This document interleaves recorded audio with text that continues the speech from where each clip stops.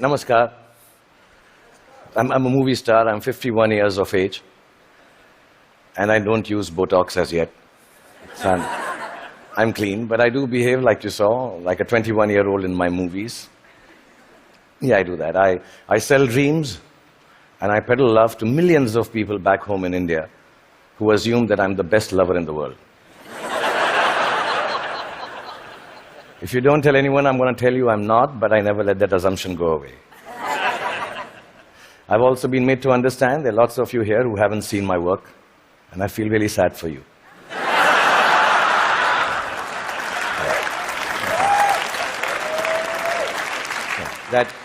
That doesn't take away from the fact that I'm completely self-obsessed, as a movie star should be. And that's when my friends Chris and Juliet called me here to speak about the future you. Naturally, it follows I'm going to speak about the present me.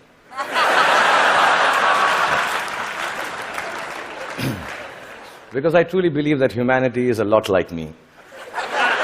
It is.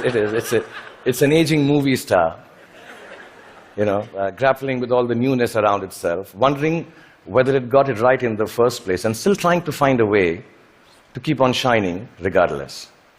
I was born in a refugee colony in the capital city of India, New Delhi. And my father was a freedom fighter. My mother was, well, just a fighter like mothers are. And much like the original Homo sapiens, we struggled to survive. When I was in my early 20s, I lost both my parents, which I must admit seems a bit careless of me now.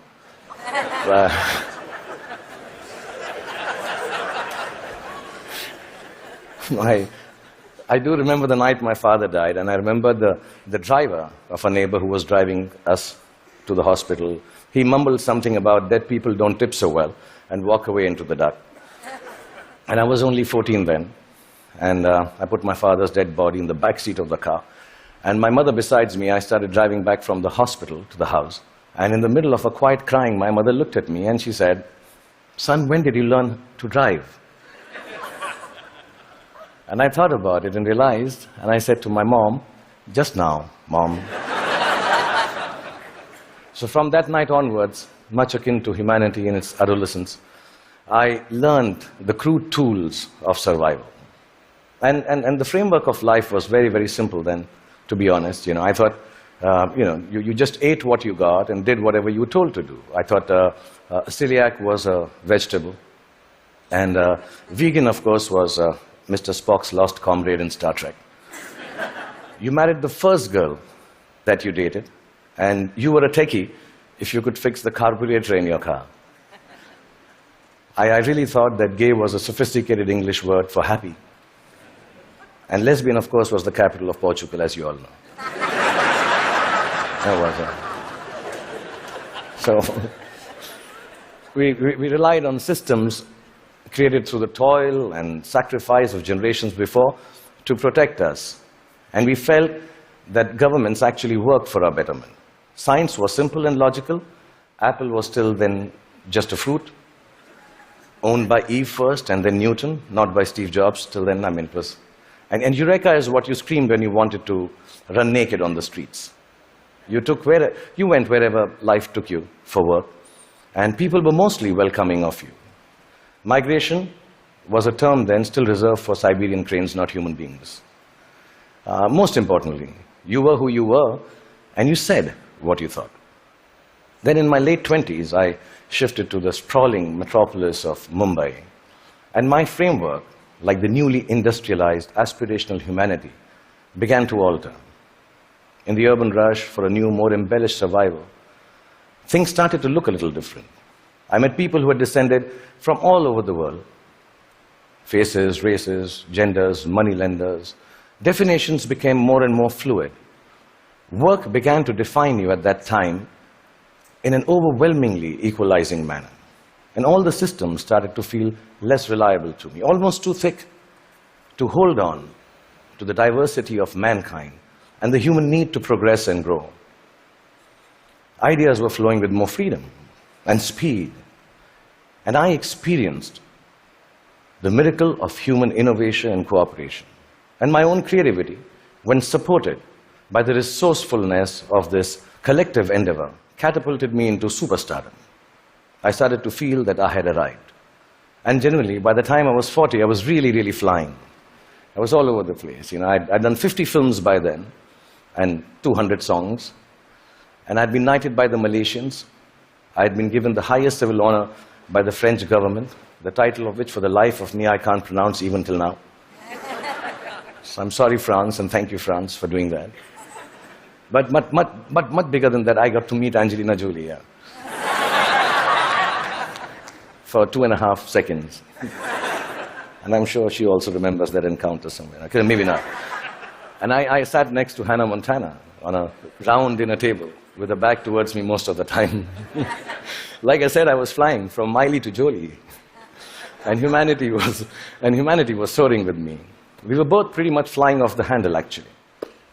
And then you all know what happened. The internet happened. I was in my late 40s, and I started tweeting like a canary in a birdcage. And assuming that, people who will peer into my world will admire it for the miracle I believed it to be.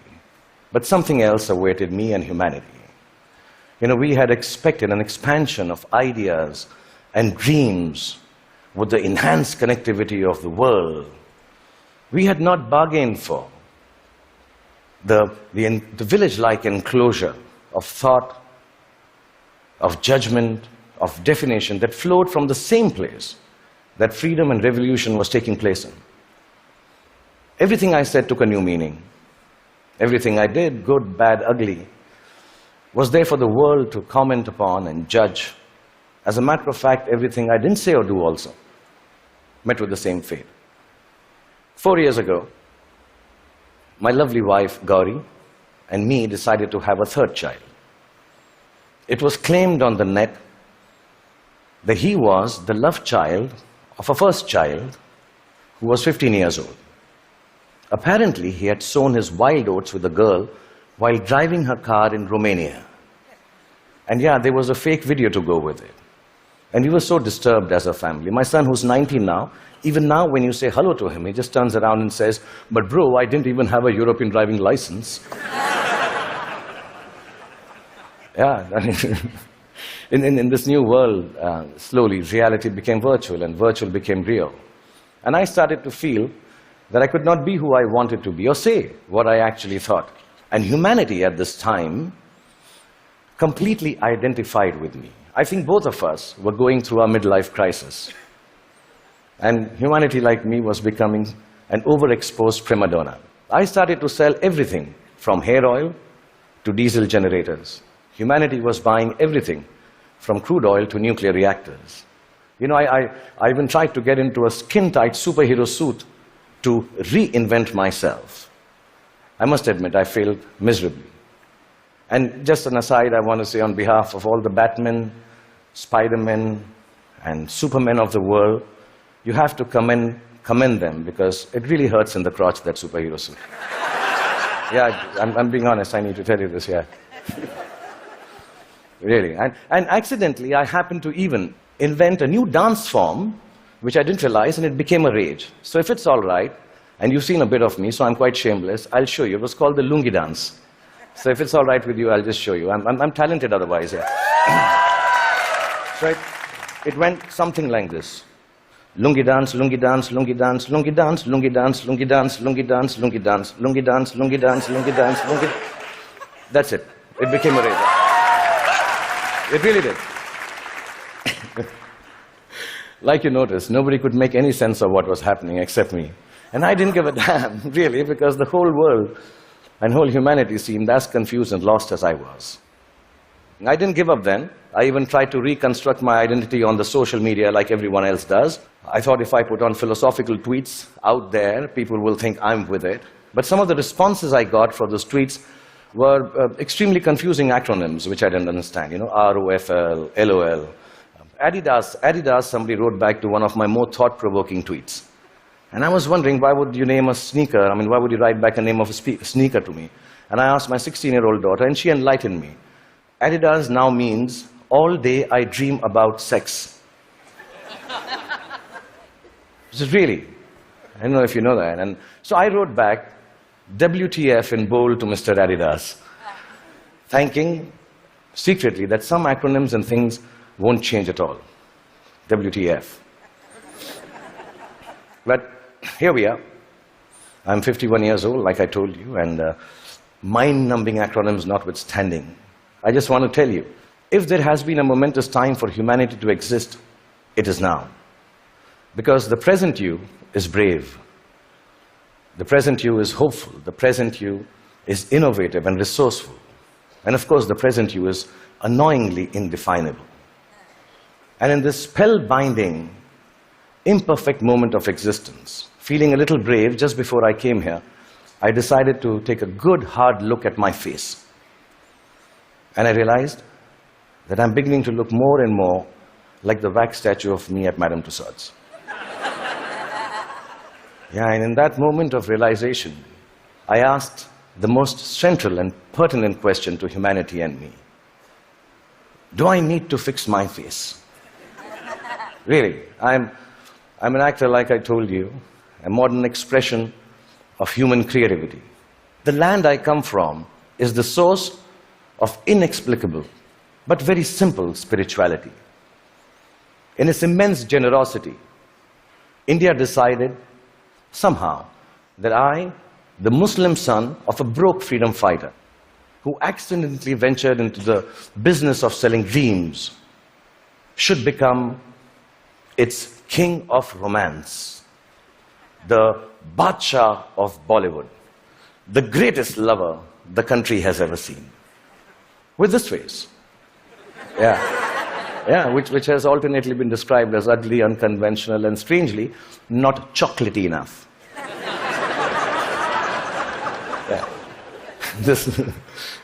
The people of this ancient land embraced me in their limitless love. And I've learned from these people that neither power nor poverty can make your life more magical or less torturous. I've learned from the people of my country that the dignity of a life, a human being, a culture, a religion, a country, actually resides in its ability for grace and compassion. I've learned that whatever moves you, whatever urges you to create, to build, whatever keeps you from failing, whatever helps you survive, is perhaps the oldest and the simplest emotion known to mankind. And that is love. A mystic poet from my land famously wrote, Pothi padi padi jug bhaya, pandit bhaya na koi. Pothi padi padi jug bhaya, bhaya na pandit koi. Dhai aakhar prem ke, pade so pandit hoy. Which loosely translates into that whatever, if you know Hindi, please clap. It's very difficult to remember. Which loosely translates into actually saying that all the books of knowledge that you might read and then go ahead and impart your knowledge through innovation, through creativity, through technology. But mankind will never be the wiser about its future unless it is coupled with a sense of love and compassion for their fellow beings. The 2.5 alphabets which form the word prem, which means love, if you're able to understand that and practice it, that itself is enough to enlighten mankind. So I truly believe the future you has to be a you that loves. Otherwise, it will cease to flourish. It will perish in its own self-absorption. So you may use your power to build walls and keep people outside.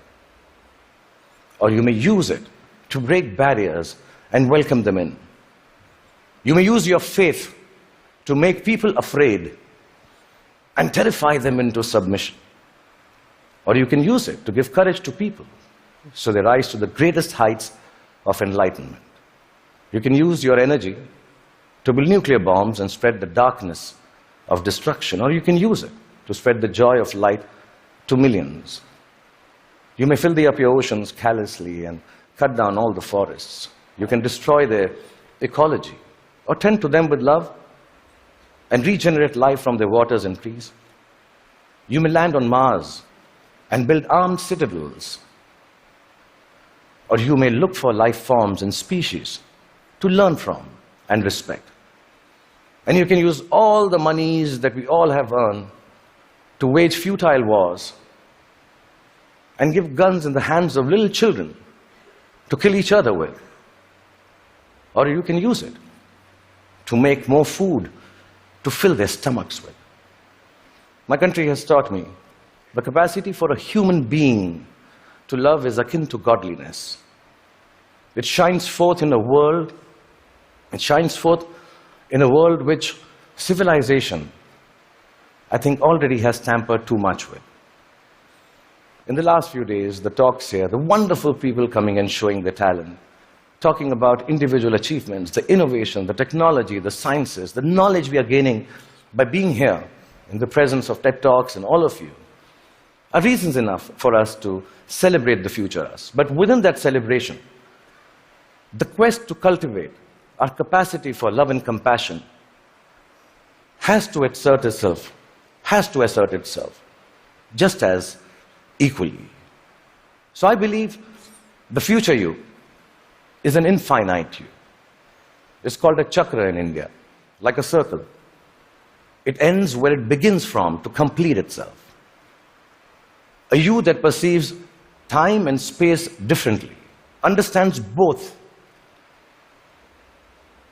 your unimaginable and fantastic importance and your complete unimportance in the larger context of the universe. A you that returns back to the original innocence of humanity, which loves from the purity of heart, which sees from the eyes of truth, which dreams with the untampered, which dreams from the clarity of an untampered mind. The future you has to be like an aging movie star who has been made to believe that there is a possibility of a world which is completely, wholly, self-obsessively in love with itself. A world, really, it has to be a you to create a world which is its own best lover. That, I believe, ladies and gentlemen, should be the future you. Thank you very much.